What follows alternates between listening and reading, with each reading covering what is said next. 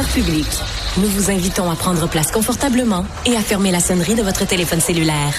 En cas d'incident, veuillez repérer les sorties de secours les plus près de vous. Bon divertissement. 1, 2, 1, 2. OK, c'est bon, on peut y aller. Sophie Durocher. Elle met en scène les arts, la culture et la société. Une représentation pas comme les autres. Sophie Durocher. Bonjour tout le monde, merci d'avoir choisi Cube aujourd'hui en ce 1er avril. Moi, ça m'inquiète tout le temps d'animer un 1er avril parce que j'ai toujours peur qu'il y ait des collègues qui me fassent des blagues, qui me fassent des accraires, comme on dit. Toi, Cybèle, est-ce que ça te stresse d'être là un 1er avril? Ben, moi, ce matin, j'ai pogné à un poisson d'avril de la part du Parti populaire du Canada. Maxime Bernier, qu'est-ce qu'il a dit? Ben, il a fait une publication en disant qu'il s'était joint au Parti conservateur, en disant finalement nous allons allier nos forces.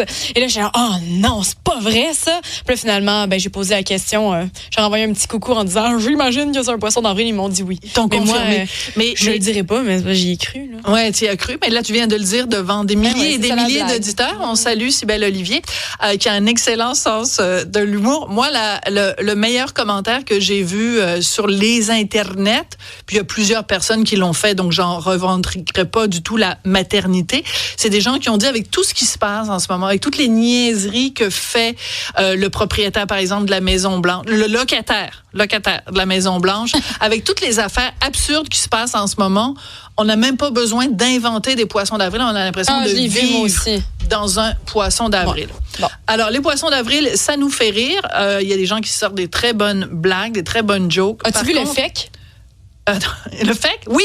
Stéphanie vient d'en parler. Oui, OK, je l'ai pas selon entendu. La grandeur, voilà. Selon la grandeur. Mais là, tu m'as coupé mon sifflet. Désolée. T'es parti dans mon inspiration. Je recommence. Mesdames et messieurs, le 1er avril, on fait des blagues, on fait des jokes. Mais vivre sur le bien-être social, ça n'est pas une blague. On va rencontrer sur l'aide sociale maintenant. On dit, mais moi, c'est parce que je suis vieille, je suis de l'époque où on disait bien-être social.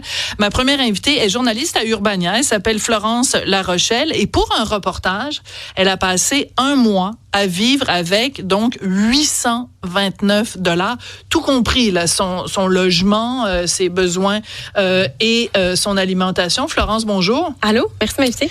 Ben, ça me fait vraiment plaisir parce que j'ai écouté la totalité du reportage qui est disponible sur le site d'Urbania et j'ai trouvé ça passionnant parce que, ben, on entend parler évidemment de la réalité des gens qui sont sur l'aide sociale, mais moi, je me suis toujours posé la question, comment on y arrive? Et en fait, la réponse, c'est on n'y arrive pas. Ben non, on n'y arrive pas.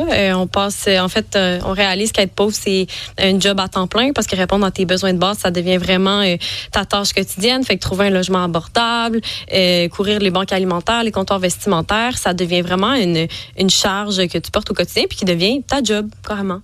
Alors, c'est important de mentionner que, bon, toi, tu l'as fait, on se tutoie, hein, parce que, bon, on est toutes les deux journalistes. Donc, toi, tu l'as fait pendant 1 mois. Tu prétends pas, évidemment, apprendre à qui que ce soit. Tu es allé à la rencontre de gens qui, eux, le vivent. Alors, c'est très important de le mentionner. On va écouter un petit extrait de ton reportage. Pour le mois, je découvre que, il n'y a pas de manuel d'instruction pour être pauvre. Hein? J'ai passé des épreuves, là, quand même de grosses épreuves.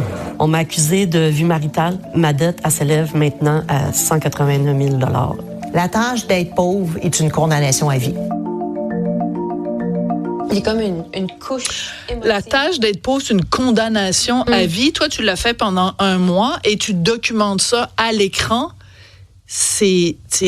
T'as été affaibli, isolé, tu craignais pour ta santé mentale. Imagine quelqu'un qui vit ça 12 mois par année pendant des années. Ben oui, je le dis à la fin du reportage, il y a des gens pour qui le 30e jour, ça recommence le lendemain. Hein. Fait que c'est ça, je prétends pas que mon expérience a été représentative. Je pense que pour comprendre la pauvreté, il faut la vivre de façon réelle et prolongée. Mais déjà, en juste quelques semaines, là, j'ai senti l'impact sur ma santé mentale. J'étais très isolée, je me sentais très seule. J'avais aussi très peu d'énergie à cause que je m'alimentais mal. Fait que c'était difficile pour moi de me concentrer au travail. J'étais de mauvaise humeur aussi. J'étais juste très frustrée par le fait d'être aussi limitée, de pouvoir faire aussi peu de choses. Fait que l'impact sur la santé mentale, ça a été vraiment majeur. Sur la santé physique aussi, parce que c'est ça. Quand on s'alimente mal, ben on le sent. Oui. Alors, en même temps, c'est intéressant parce que tu vas à différentes ressources. Moi, j'avoue qu'honnêtement, je connaissais vaguement, je connaissais pas juste vaguement, mais je connaissais les banques alimentaires. Mais il y a quand même plusieurs endroits où tu vas au Frigo Vert, tu vas au Chic Resto Pop, qu'on connaît bien parce que notre collègue Louis-Philippe Messier nous en parle régulièrement. Donc, il y a quand même des ressources qui sont là.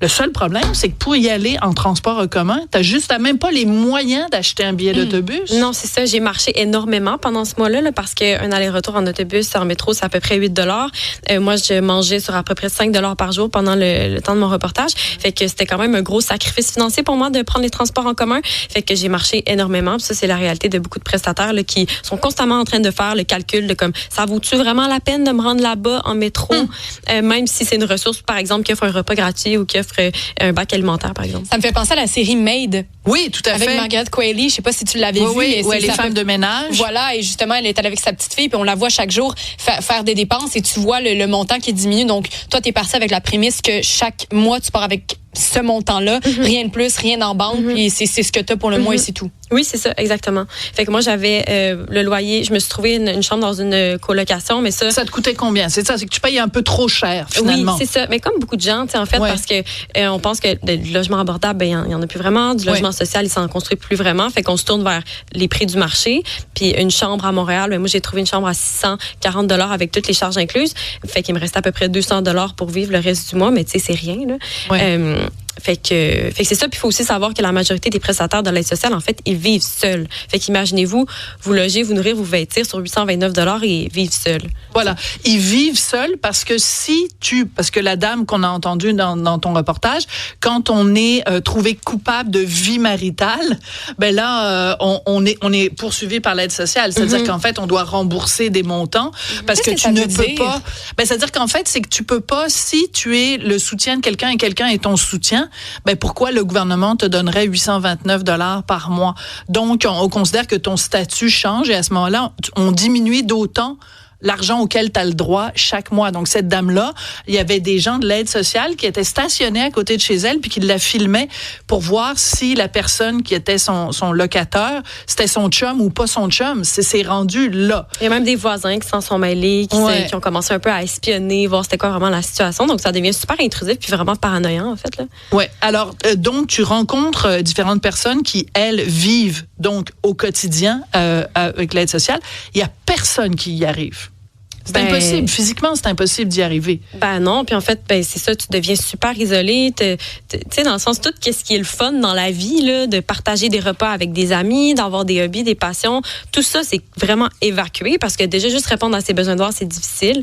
Fait que, évidemment, c'est des personnes qui finissent par avoir des enjeux de santé mentale à cause de leur situation, qui n'ont pas choisi. Là, par ailleurs, on a beaucoup de préjugés sur l'aide sociale, mais il y a personne qui choisit de vivre sur 829 $ par mois. Ça, Alors, ça, c'est intéressant.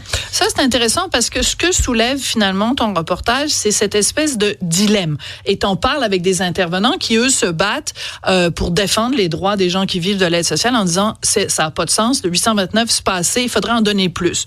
En même temps, le dilemme, c'est que comme société, si on augmente trop le montant, ben là, on dit ça va devenir attrayant. C'est une façon de parler. Ça va devenir attrayant, puis il y a des gens, ils auront peu le goût d'aller travailler parce qu'ils disent, si je vais pas travailler, c'est pas grave, je reçois l'aide sociale.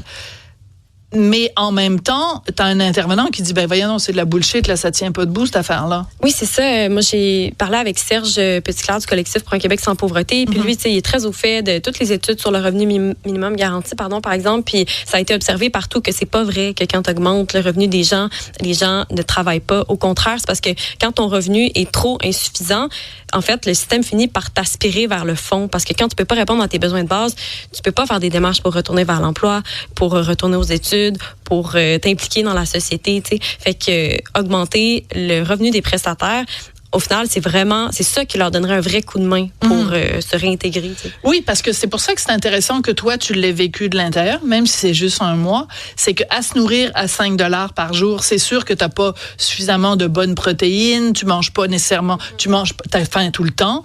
Donc, c'est sûr que t'as pas l'espace mental pour faire des démarches. Puis, si t'as même pas d'argent pour te soigner quand t'es malade, à un moment donné, tu vas t'acheter du sirop, ça coûte 9 $, puis tu viens de dépasser ton budget quotidien. Donc, moi, j'ai trouvé ça extrêmement intéressant parce que on se met vraiment à ta place, qui se met à la place de gens. Chantal Rouleau, qui est la ministre qui est responsable de l'aide sociale, t'as accordé une entrevue. Ça, c'était quand même surprenant. Oui, c'est ça. Elle a accepté. Elle est venue dans nos bureaux, en fait. Puis, en fait, on s'est rencontrés au lendemain de la fin de mon expérience. Fait que c'était comme le 31e jour. Moi, je venais juste de... Tu sais, c'est ça. Je concluais mon expérience. Je pensais beaucoup à ce que j'avais vécu. J'étais encore un petit peu sur le coup de l'émotion parce que c'est sûr, ça m'a beaucoup affecté émotionnellement, tout ça, là, puis de parler aux prestataires puis de le vivre. Fait qu'on a parlé de la réforme, en fait, le projet de loi 71 qui a été déposé puis adopté à l'automne. Ouais. C'est-à-dire qu'elle, ce qu'elle dit, c'est, toi, tu lui demandes pourquoi vous augmentez pas ça, parce que 829, ça n'a pas de sens. Elle dit, on l'a déjà augmenté de 25%, mais à un moment donné, on peut pas non plus l'augmenter sans cesse. Et ce qu'elle dit, finalement, c'est que, il y a plein de choses qui sont prévues pour les gens qui vivent de l'aide sociale, système de santé qui est gratuit, mais c'est pas suffisant. Donc, Cybèle, il y a des gens qui veulent réagir à notre discussion. Oui, une question pour vous, en fait, qui nous dit, bonjour, l'aide sociale devrait être une aide temporaire avec un délai. Il y a beaucoup de personnes sur l'aide sociale qui travaillent au noir, mais bénéficient des avantages. Est-ce que c'est quelque chose que tu as observé, toi? En fait, la façon dont le système de l'aide sociale est fait actuellement, puis à quel point les prestations sont basses, c'est un peu ça qui incite les gens à finir par devoir travailler au noir. Ou donc, voler des ramen dans un dépanneur. C'est ça, c'est pour ça que ça devient en fait un cercle vicieux, le fait que les prestations soient si basses. Ouais. Mais à un moment donné, il y a un chiffre, c'est 3%. Je pense qu'il y a seulement 3% des prestataires de l'aide sociale qui ont été accusés et trouvés coupables de fraude. Donc, il faut aussi démystifier tout ça. C'est un phénomène vraiment marginal qui prend trop de place, la fraude, là. Voilà. Mais ce qui est intéressant, c'est qu'aussi, tu interviews une dame qui, elle, dans le temps où elle travaillait, elle avait plein de préjugés sur les gens sur l'aide sociale. Et maintenant qu'elle y est, elle se dit, finalement, tous mes préjugés sont tombés. Alors, écoute, je trouve que c'est une réflexion, en tout cas, drôlement intéressante. Et, écoute, j'espère que tu mangeras plus jamais de Kraft Dinner pour le restant de tes jours. Moi non plus. Je souhaite pas ça à personne. Merci beaucoup. Merci. Florence Larochelle, donc, qui est journaliste et qui a passé 1 mois sur l'aide sociale. Merci beaucoup. Merci.